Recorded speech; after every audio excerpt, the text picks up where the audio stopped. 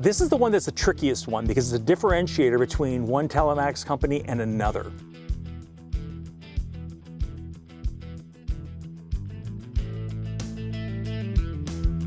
Hi, Colin again. So this is the third sensor as part of our three-part series of talking about telematics that's installed in the vehicle before we go on the road and start test driving various technologies. This is the one that's the trickiest one because it's a differentiator between one telematics company and another. So while the GPS is standard, it's global, the only differentiation on the device itself is how frequently is it sampling the GPS and recording the GPS and sending it. It's really the only core difference from a hardware perspective, from the device you're installing perspective. The accelerometer, again, it's a sensor. Accelerometer sensor is common for everyone, but there's a slight differentiation between vendor A and vendor B. Some of them don't do up, down.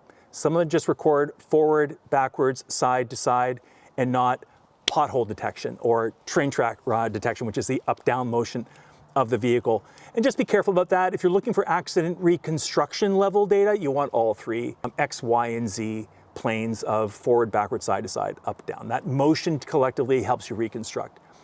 On this part, this is really a differentiator between one telematics company and another. And you've got to question for yourself, why do I need engine diagnostics data? What exactly is engine diagnostics or data coming from the vehicle itself? For most people, I would say that there's two pieces of information that are really awesome if your provider gives it to you. One is the VIN. So when you're installing the vehicle from the get-go, you're putting it into the vehicle. If the vehicle itself can deliver its vehicle identification number to the telematics device that sends it off into the cloud, you don't need your installer to write it down.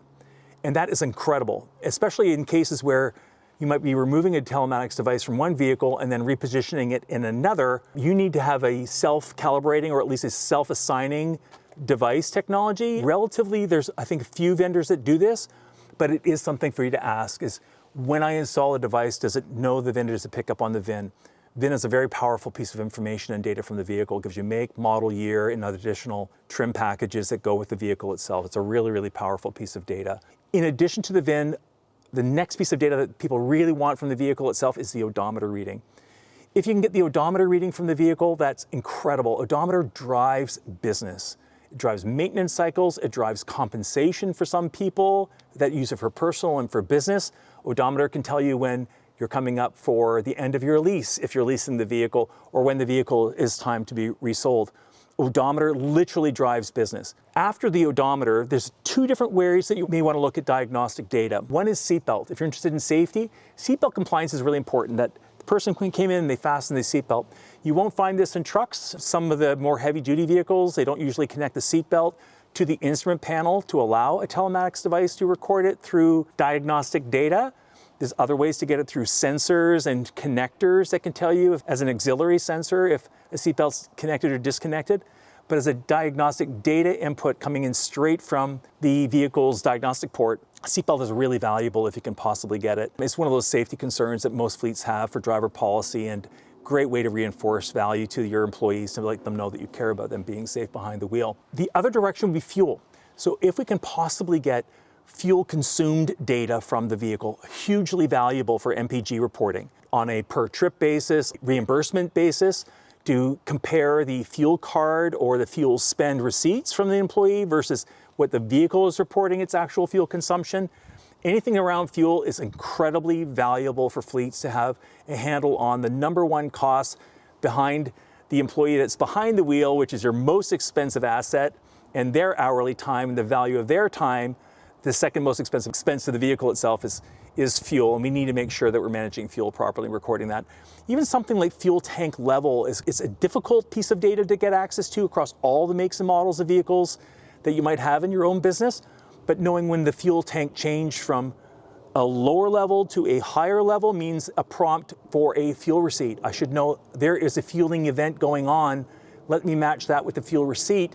And that's a good prompt for me to be able to go and audit what's actually happening. The same thing in reverse. You may find that some cases, unfortunately, some employees forget to fuel up their vehicle at all. And you may have a policy that says to your employees, fuel up at 25% fuel tank level. If you have an electric vehicle in your fleet, you certainly want to be managing your policy on electric vehicle and looking at where the battery goes down before it's recharged and how the employee is managing electric battery charge. Those things are really valuable too. That's from a coaching perspective. You want to make sure that the vehicle's ready to go in the morning. So are they filling up the vehicle when they're returning at the end of the day, visiting the gas station that you approved? You know that from GPS, you know that from mapping. We know they visited the right gas station that you approved. It was cost effective, on brand for you. They fueled up, they drove home, the vehicle's ready to go the next morning without a stop.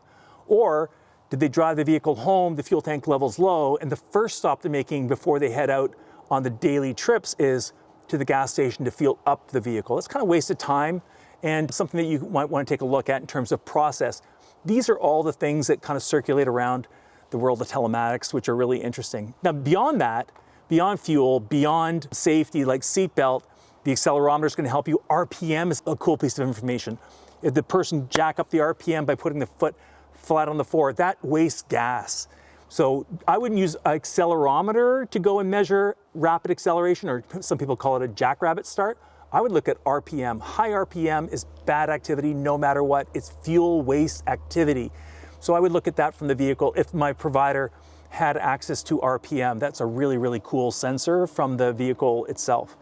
Now there's battery voltage sensors, which are really important. A flat battery in the morning, whether it's because the dome light was left on in the vehicle, or whether it's because the vehicle's battery is frankly just old and it's a really cold day and the vehicle didn't turn on in the morning. Battery is one of the #1 reasons why vehicles aren't able to start in the morning and get on the road, especially older aging fleet vehicles. So some providers, again, sample battery voltage, and they're able to prompt a maintenance manager which batteries need to be replaced preventatively and which batteries are flat because of dome light or there was a parasitic draw, some light left on, some accessory left on, some door left ajar.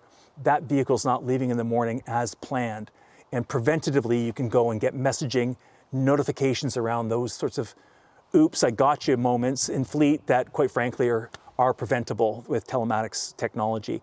Beyond all of that, there's maintenance and routine maintenance, predictive maintenance, incredible companies out there that are looking at all the other, quite frankly, thousands of codes coming from the vehicle for things like warranty compliance, for predictive maintenance where 1, 2, or 3 of these parameters, oil pressure, oil temperature in cases, ambient air temperature, all these things are pushed together and they tell a fleet manager, first a fleet maintenance manager especially, that vehicle is going to have a problem a few days from now. We need to pull it in for maintenance. And we can see that because historically we know when these 3 factors come together, that triggered a job that had to be done or maintenance routine that had to be done on the vehicle that was more expensive because it was unplanned.